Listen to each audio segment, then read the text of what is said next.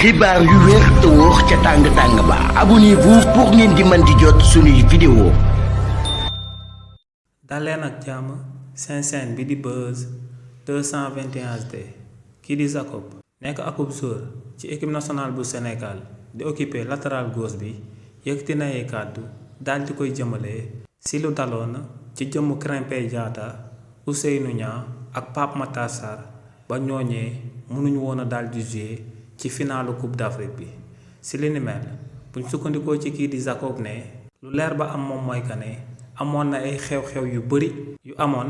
avant ñuy souffler match Sénégal Maroc bi te si li ni mel réewu Sénégal mujj cee woon daal di am akub ndam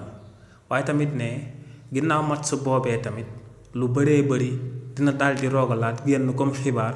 jëmale ko si lu amoon réellement ci vestiaire yi ndax ne lu kii di Krépin Diatta Ousseynou Niang ak Pape Matar Sarr jékki-jékkee woon daal di am même feebar bi te li ni mel mujjee sabab ñooñee mënuñu woon a jouer ci finalu coupe d'Afrique bi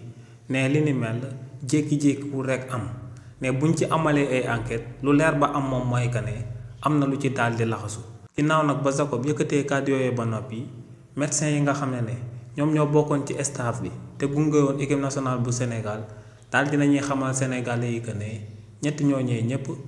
ay biir buy métti moo leen daloon te si lu mu bàyyeekoo du lenn lu dul ci intoxication alimentaire maanaam lekk boo xam ne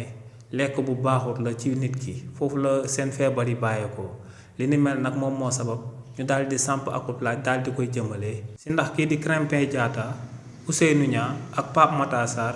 joxuñ leen de manière volontaire ñu daal di lekk loo xam ne da leen doon tere ñu daal di bokk ci match bi te ñu leen ko daal di jox du ñenn ñu dut ñu leen dalaloon ci hôtel bi te ñu leen dalaloon ci hôtel bi du ñenn ñu dut ay marocain donc lu leer ba am moom mooy que ne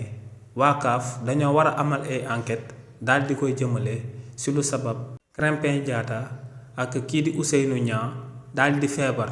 avant bésu match bi te ñu bokk même feebar waaye tamit kii di Pape Matar Sarr daal di feebar ci mi-temps match bi ba li ni mel daal di sabab ñu daal di koy évacuer d'urgence te bañ saytoo feebar boobee tamit mu daal di nekk même feebar bi nga xam ne moom la Krépin Diatta ak Ousseynou Niang feebaroon donc lu leer ba am moom mooy que ne waa CAF waroon nañu amal ay enquête daal di leeral loolee ba mu leer nañ ndax ñu bëri dañoo njort que ne waa Maroc ñoom ñoo làqatu ci ginnaaw li ni mel. xibaar yu wér te wóor ca tàng-tàng ba abonnez-vous pour ngeen di mën di jot suñuy vidéo.